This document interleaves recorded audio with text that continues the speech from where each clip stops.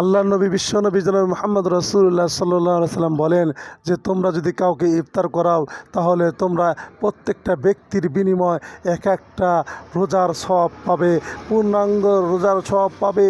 হযরত মুহাম্মদ সাল্লাল্লাহু আলাইহি সাল্লাম এই কথা বলার সাথে সাথে একজন সাহাবী উঠে দাঁড়ালেন, বললেন, ইয়া রাসূলুল্লাহ, ইয়া হাবিবাল্লাহ, আমাদের তো কোনো রকম টাকা পয়সা নেই, কোনো রকম খাদ্য সংগ্রহ নেই, তাহলে আমরা কিভাবে অন্যকে ইফতার করাবো?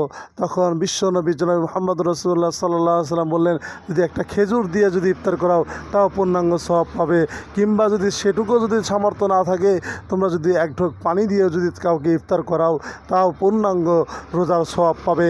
উল্লেখ্য যে যে ব্যক্তি ইফতার করলো অন্যর কাছে সেই ব্যক্তিরও একটুও সওয়াব কমবে না, তার পূর্ণাঙ্গ সওয়াব সে নিজে পাবে, এবং যে ব্যক্তি ইফতার করালো সেও পূর্ণাঙ্গ রোজার সওয়াব পাবে।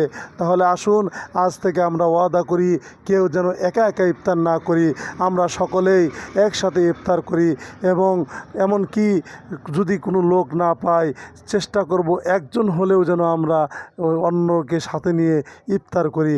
আল্লাহ রাব্বুল আলামিন আমাদেরকে এই বড় একটা ফজিলতপূর্ণ সময়, ইফতারের সময়, এই সময়টা যেন অন্যকে সাথে নিয়ে আমরা ইফতার করতে পারি। আল্লাহ তাআলা আমাদেরকে তৌফিক দান করুন। আমিন। আসসালামু আলাইকুম রহমতুল্লাহ।